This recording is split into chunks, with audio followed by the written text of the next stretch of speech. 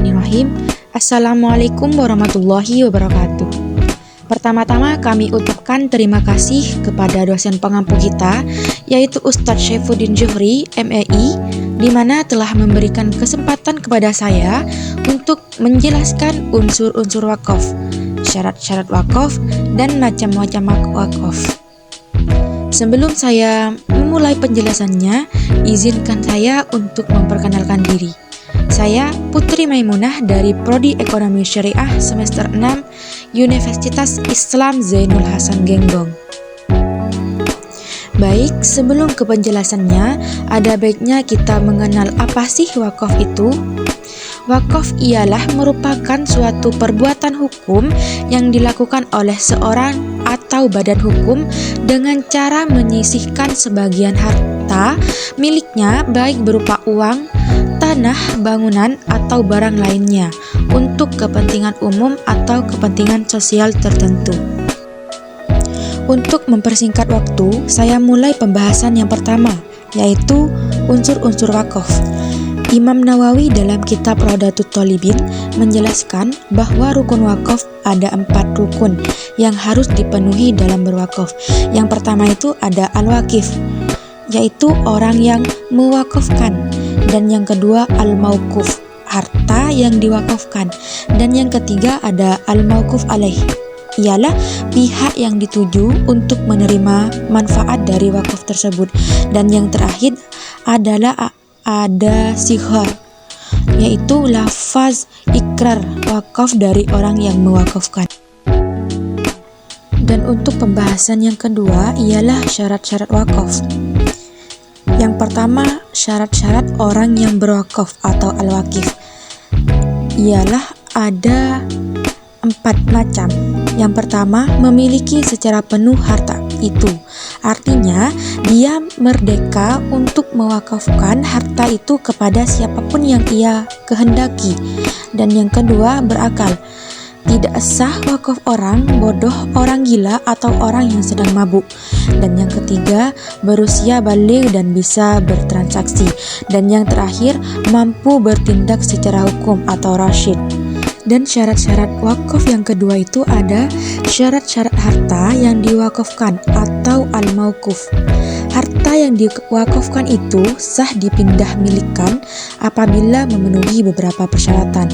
Yang pertama, harta yang diwakafkan itu harus barang yang berharga. Dan yang kedua, harta yang diwakafkan itu harus diketahui dan ditentukan bendanya. Jadi, apabila harta itu tidak diketahui jumlahnya atau majlul, maka pengalihan milik tidak sah. Dan yang ketiga, harta yang diwakafkan itu pasti dimiliki oleh orang yang berwakaf atau wakif. Tidak boleh mewakafkan harta yang sedang dijadikan jaminan atau digadaikan kepada pihak lain. Dan yang terakhir, harta itu mestilah berdiri sendiri, tidak melekat kepada harta lain atau mufarrazan.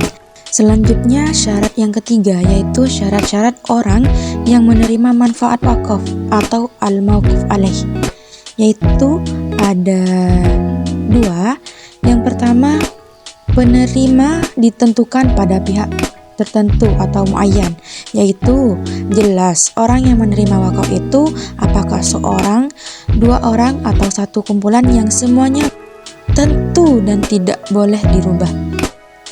Dan yang kedua ada penerima tidak ditentukan atau ghairu muayyan.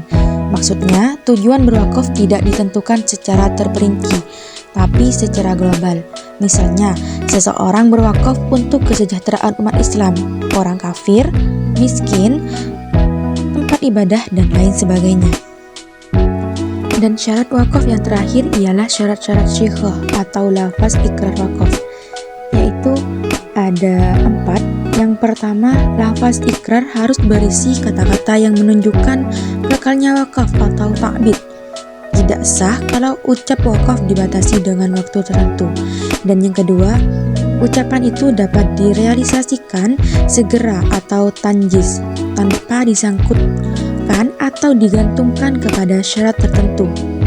Dan yang ketiga, ucapan itu bersifat pasti dan jelas atau syarih, yang berarti wakaf dan tidak mengandung makna lain. Dan yang terakhir ada ucapan. Ucapan itu tidak diikuti oleh syarat yang membatalkan.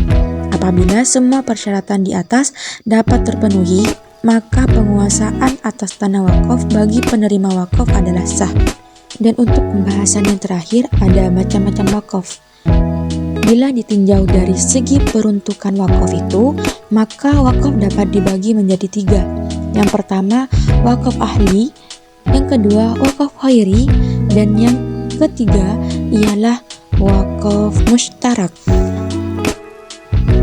Yang pertama itu ada wakaf ahli. Nah, wakaf ahli itu wakaf yang ditujukan kepada orang-orang tertentu, seorang atau lebih, keluarga si wakaf atau bukan. Wakaf seperti ini juga disebut wakaf zurri. Apabila ada seorang yang mewakafkan sebidang tanah untuk anaknya, lalu kepada cucunya, maka sah dan yang berhak mengambil manfaatnya adalah mereka yang ditunjukkan dalam penataan wakaf. Dan yang kedua itu kan wakaf khairi. Nah, wakaf khairi itu wakaf yang secara tegas untuk kepentingan agama atau keagamaan atau kemasyarakatan, seperti wakaf yang diberikan untuk keperluan pembangunan masjid, sekolah, jembatan, rumah sakit, panti asuhan, dan lain sebagainya. Dan wakaf yang terakhir itu wakaf mustarak.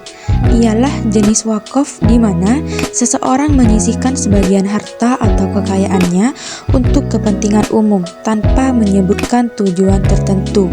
Artinya, penerima manfaat dari wakaf mustarak bisa bervariasi sesuai dengan kebutuhan masyarakat atau lembaga yang mengelola wakaf tersebut.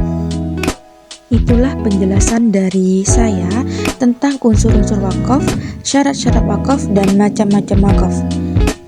Kurang lebihnya, mohon maaf. Wassalamualaikum warahmatullahi wabarakatuh.